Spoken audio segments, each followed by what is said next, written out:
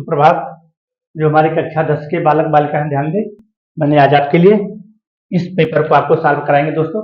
और इस प्रकार से आपको कैसे जो हमारे 10 के बालक बालिका हैं जो हमारे चैनल पर बने हुए हैं, इस प्रकार से आपको अपने 3 घंटे 15 मिनट के अंदर में आपको पूरा पेपर आपको अचीव करना है दोस्तों। यहाँ पर आपको मिलेगा ये आपके लिए जो निर्देश होगा, निर्देश आप पढ़ लेंगे, ठीक है।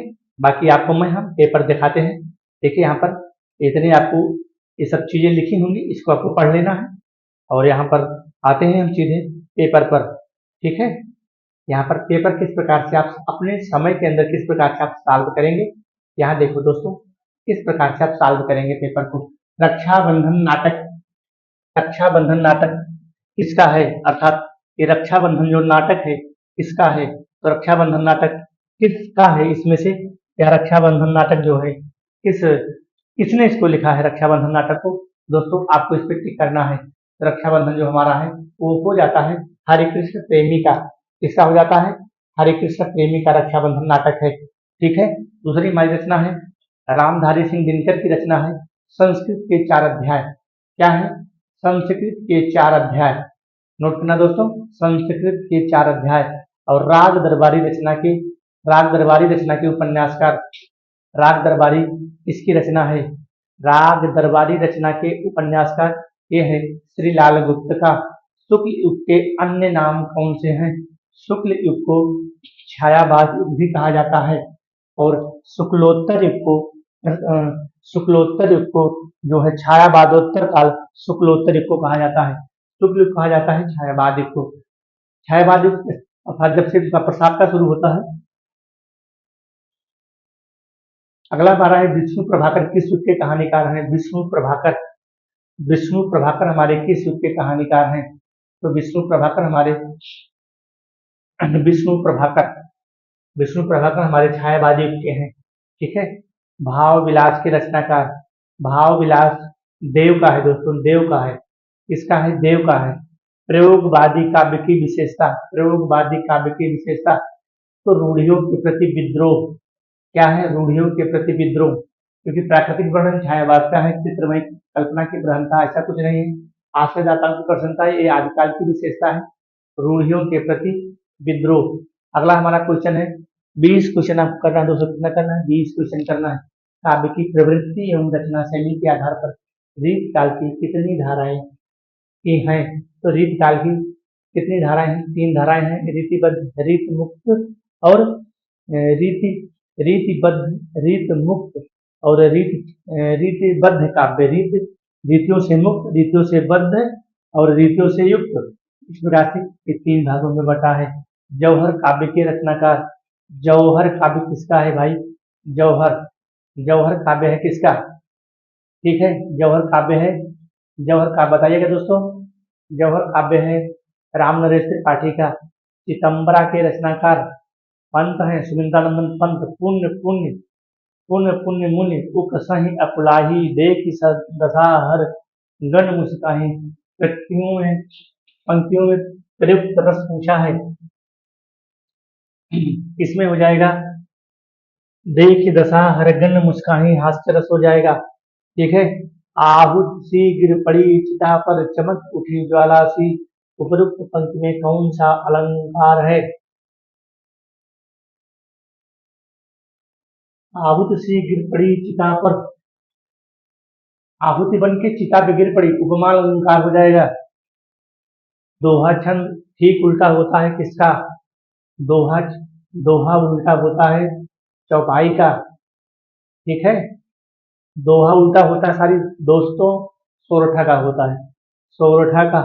अनुरूप शब्द में प्रयुक्त उपसर्ग है, अनुरूप में अनु उपसर्ग है, अनु, ठीक है। राम कृष्ण में समास है, राम कृष्ण में राम और कृष्ण, इसमें द्वंद्व समास है, क्योंकि यहाँ बीच में क्या लगा है, आजन लगा है, ठीक है। वायु समीर बयार प्रायवाची हैं हवा के, किसके प्रायवाची हैं, वायु समीर बयार हवा के प्रायवाची हैं। तस्मय शब्द में विभक्ति एवं वचन, तस्मय शब्द में विभक्ति एवं वचन, चतुर्थी विभक्ति एक वचन। संदेहपूर्ण कथन को कहते हैं, संदेहात्मक वाक्य, मैं पत्र लिखूंगा, वाक्य का कर्मवाचक में परिवर्तन होगा। मेरे द्वारा पत्र लिखा जाएगा, जब कर्मवाचक में जाएगा मेरे द्वारा पत्र लिखा जाएगा। और अंतिम क्वेश्चन आपका है ऑब्जेक्टिव में स्थानवाचक क्रिया विशेषण है। स्थानवाचक क्रिया विशेषण है। प्रतिदिन हो नहीं सकता, बहुत हो नहीं सकता, आसपास, ये आसपास का मतलब है स्थान से जुड़ा हुआ शब्द है। ठीक है, आते हैं अब जो आपका यहाँ पूछेगा दूसरा क्वेश्चन गद्यांश है। ये आपका 6 नंबर का होगा। गद्यांश को पढ़ोगे और यहाँ पर आपको 3 क्वेश्चन के जवाब देने हैं। कितने क्वेश्चन के? 3 क्वेश्चन के। क्वेश्चन यहाँ देखिए, उपरोक्त गद्यांश के पाठ और लेखक का नाम 2 नंबर, रेखांकित अंश की व्याख्या आपको 2 नंबर, और प्रथम अंतरिक्ष यात्री यहाँ देखना है किस पाठ से लिया गया है। पाठ का नाम यहाँ आपको लिखना है। ठीक है, प्रस्तुत गद्यांश हमारी पाठ्य पुस्तक हिंदी के अभी जिस पाठ से भी हो आपको लगता है सोवियत रूस ने अपना पहला, इस प्रकार से आपको पाठ का नाम लिखना है दोस्तों। इसको मेरे मैच करा लेना और यहाँ पर अगर ये नहीं आता है तो आपको यहाँ से लिख देना है। ठीक है, हिंदी में प्रगतिशील साहित्य का निर्माण हो रहा है, उसके निर्माता ये भी जिस पाठ से होगा। इसमें आप लिखेंगे लेखक का नाम और इसमें रेखांकित उसकी व्याख्या करेंगे। और दूर के ढोल सुहावने होते हैं का तात्पर्य होता है कि मतलब कुछ दिन दूर के ढोल मतलब कुछ दिन अच्छे लगते हैं, उसके बाद फिर बेकार हो जाते हैं। ठीक है, अगला हमारा है पद्यांश। पद्यांश भी आपका 6 नंबर का होगा। ये चरण कमलबंध भयराई सूरदास प्रस्तुत पद्यांश हमारी पाठ्य पुस्तक हिंदी के है सूरदास सूर्य के पद नामक पाठ से अवतरित है। और यहाँ बार बार बंदव तिपाही पंक्ति में कौन सा अलंकार है? यहाँ पर उपमालंकार है। रेखांकित अंश की व्याख्या भी कर लोगे। ठीक है, ये अथवा में है, अगर वो नहीं आता है तो आपको उसको कर देना है। और चलते हैं अगले क्वेश्चन पर। तीसरा क्वेश्चन में आपको लिखना है संस्कृत 5 नंबर का पूछेगा। इसका आपको लिखना है संदर्भ सहित अनुवाद या फिर व्याख्या। वाराणसी प्राचीन काव्य गेहे, वाराणसी प्राचीन काल में घर घर में विद्या की बुद्धि ज्योत को जला रहा है। ठीक है, इस प्रकार से आप इसको लिख देंगे संदर्भ। और यहाँ पर हो जाएगा आपका एक गद्य का संदर्भ है, आपका पद्य का हो जाएगा नीर क्षीर विवेके हम सालश्च त्वमेव तनुचेत विश्वमिश्च धनुमान कुलव्रतम पालस्थिरता। ठीक है, तो अगर यहाँ पर आपको इस पद्य का लिखना है 5 नंबर ये भी है, 5 नंबर गद्य का है। ठीक है, अगला आप आ जाएगा खंड काव्य।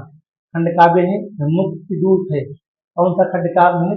मुक्ति दूत खंड काव्य के आधार पर अंग्रेजी शासन के बर्बर अत्याचारों के विरोध में गांधी जी द्वारा, अभी आपका जिला वाइज रहेगा, जिस जिले में आप करें, जैसे हमारा प्रतापगढ़ जिला है, हमारे यहाँ जो जवाहर चलता है। ठीक है, इसको अपने जिले के हिसाब से चयन करना है। आपका जो भी जिला होगा उस हिसाब से आप इसको चयन कर लीजिएगा। ठीक है, बहुत सारे इसमें खंड काव्य हैं, ये सबका अलग अलग जिलों के हिसाब से है। और यहाँ पर आपको लिखना होगा क्या? साहित्यिक परिचय या फिर जीवन परिचय।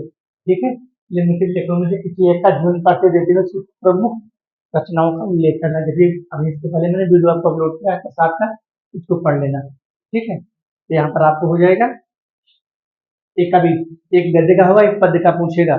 और यहाँ पर आपको एक श्लोक लिखना है अपने उत्तर पुस्तिका से। क्या लिखना है? एक श्लोक लिखना है। और यहाँ पर आपको लिखना है क्या? एक पत्र लिखना है। और आप संस्कृत में आपको आंसर लिखना है। 4 क्वेश्चन 5 क्वेश्चन पूछेगा, इनमें से आपको दो के देना है आंसर। और यहाँ पर आपका हो जाएगा निबंध। निबंध आपको कितने पेज में लिखना है दोस्तों? निबंध आपको 4 पेज में लिखना है, क्योंकि 7 नंबर का है, 3.5 से 4 पेज आपको निबंध लिखना है। ठीक है, इस प्रकार से आप पेपर को सॉल्व करेंगे तो पूरे आपको 97-98 अंक मिलेंगे।